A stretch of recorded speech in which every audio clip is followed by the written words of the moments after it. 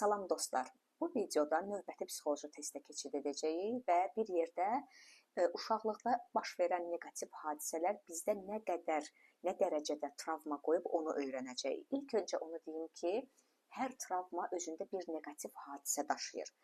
Amma hər neqativ hadisə travma sayılmır. Və ümumiyyətlə insanların çoxu, xüsusən müasir dövrdə sosial şəbəkələrdə travmalar haqqında o qədər dezinformasiya yayılıb ki, o qədər səhv məlumatlar paylaşılıb ki, insanlar neqativ hadisələrlə travmanın fərqini ayırd edə bilmirlər. Travma haqqında adətən səhifəmdə bir neçə videolar paylaşmışam və sizləri maarifləndirməyə çalışmışam ki, elmi psixologiya bu mövzuda nə deyir. Amma düşünürəm ki, daha çox videoların çəkilməsinə ehtiyac var ki, həm maariflənsin insanlar, həmçinin də düşünürəm ki, doğrudan sizin özünüzə də maraqlı olar. Çünki mənim özümün araşdırma etdiyim, davamlı araşdırma apardığım mövzulardan da biri məhz travmalar mövzusudur. İndi keçid edək növbəti psixoloji testimizə. Bu testdə siz öyrənəcəksiniz ki, uşaqlıqda baş verən neqativ hadisələr nə dərəcədə sizə travma qoyub, nə dərəcədə sizdə travma yaradıb. Yəni, və bu testi keçmək üçün mütləq 18 yaşa qədər olan hadisələri nəzərdən keçirməlisiniz. Yəni, 18 yaşdan sonraki hadisələri nəzərə almayın. Və mən sizə hardasa, deməli belə deyim, 10 dənə sual və ya cümlə belə deyəcəm və hər dediyim sual cümlədən sonra siz ya hə ya yox cavabını özlüyündə verəcəksiniz. Və əgər cavabınız hər suala, hər cümləyə cavabınız hə olarsa, bir özünüzdə qeyd edin, bir yazın. Və sonda onu toplayıb nəticələri sizə deyəcəm. Topladığınız nəticələri komment bölümündə yazarsınız. Mən sizə o topladığınız ballara əsasən cavabı bildirəcəm.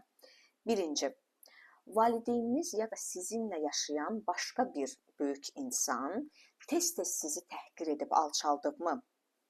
Elə davranıb ki, siz onun fiziki şiddət göstərməsindən artıq qorxasınız. Cavabınız hədsə 1 yazın, yoxdursa 0 yazın. İkinci, valideyniniz ya da sizinlə yaşayan başqa bir böyük insan tez-tez sizi itələyib, şillə vurub ya da üstünüzə nəsə atıbmı? Ola bilərmi ki, o sizə bir dəfə elə vursun ki, və yaxud bir neçə dəfə həmin o vurduğu yerin izi hələ də bədəninizdə qalıb, həmin yer sizdə travma yaradıb, fiziki travmadan söhbət gedir. Yenə də cavab hədsə 1 yazırsınız, yoxdursa 0. 3. Elə olubmu ki, sizdən ən azı 5 il böyük insan sizə heç olmasa bir dəfə toxunsun, sizi sığallasın və yaxud sizdən ona toxunmağınızı istəsin. Yəni, söhbət seksual baxımından gedir. Ümumiyyətlə, seksual şiddətə məruz qalmısınızmı? 4. Elə olubmu ki, siz tez-tez düşünəsiniz ki, ailədə heç kim sizinlə maraqlanmır, heç kim sizi sevmir. Düşünəsiniz ki, ümumiyyətlə, bizim ailədə heç kim bir-birinin, hərə özü üçün yaşayır da, heç kim bir-birinin qayğısına qalmır. 5. Olubmu ki, tez-tez evinizdə ərzaq qıtlığı olsun, kasıbçılıq olsun. Yəni, hiss etmişsiniz ki, uşaqlıqda, yəni, yemək sizə çatmayıb və yaxud da ki, porsiya çox az olub.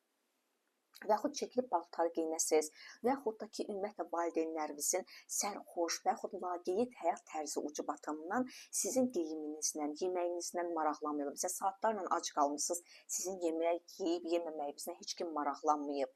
Geyiminizin təmiz olub olmamasına, yeni geyim varmı, geyimləriniz köhnəlibmi və s. maraqlanmayıblar. Yəni, hiss etmişsiniz ki, heç kim məni qorumur. Cavabınız hədsə 1 yazın, yoxdursa 0. 6. Valideynlərinizdən hansısa birini itirmişsinizmi? Ya ölüm səbəbi, ya boşanma, ya da ümumiyyətlə sizdən imtina ediblərmi? 7. Ailənizdə kimisə davamlı döyüb, itələyib, məsələn, üstünə nəsə atıblar, bir-birinə nəsə fırladıblarmı? Ya da təhdid ediblərmi hansısa bir üzvünü, bəlkə kənardan hansı bir qrup, şəxs və s. Yəni, siz şahid olmusunuzmu buna? 8. Evdə kiminsə içki, narkotik kimi pis vərdişlərə meyilliyi olubmu? Fərqi yoxdur valideyniniz və yaxud da ümumiyyətlə sizinlə eyni evdə yaşayan insan. 9. Evdə kimsə depressiya və yaxud digər psixoloji xəstəlikdən əziyyət çəkibmi? Və yaxud siz bilmişsinizmi kimsə özünü öldürmək istəyir? 10. Evdən kimsə türməyə düşübmü? Bu sualları çalışın, səmimi cavab verin, utanmadan, çəkinmədən. Burada ayıb heç nə yoxdur. Ümumiyyətlə, uşaqlıqda yaşadığınız hansısa hadisələr nə dərəcədə neqativdir, istismar, fiziki şiddət fərqi yoxdur. Heç bir halda siz məsuliyyət daşımamısınız. İndi də ona görə günahkar deyilsiniz qətiyyən.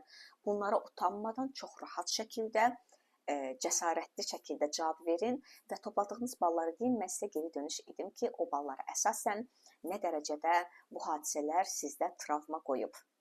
Təbii ki, heç bir psixoloji test, hətta ən elmi psixoloji testlər, hansı ki, mən səhifəmdə ancaq elmi psixoloji testləri paylaşıram. Yəni, sosial şəbəkədə tez-tez rastınıza çıxan bu şəkildə ilk dəfə nəyi gördün, o sənin psixikandan xəbər verir və s. tipli psevdo testlər deyil. Amma bu testlər belə dəqiq diaqnostika özündə, belə deyək, daşımır. Çünki sizin o testi etmə şəraitiniz, sizin cavab verməyiniz və s. hansı şəraitdə o test suallara cavab vermişsiniz, ümumiyyətlə suallara cavab verərkən, çünki bəzən insan elə ola bilir ki, bir senari qura bilir beyninə, elə bilir ki, uşaqlıqda bunu yaşayıb, amma əslində uşaqlıqda o olmayıb. Yəni, uşaqlıq elə bir məsələdir ki, uşaqlıq travmalarından biz danışanda biz mütləq insanlara deyirik ki, hansı bir hadisələr olur ki, onunla bir yerdə yaşayan, ondan yaşca böyük insanlarla danışsınlar. Çünki həmin insanların verdiyi informasiya özündə çox önəmli bir məlumat daşıya bilər ki, sən nə dərəcədə hadisələri düz xatırlayırsan.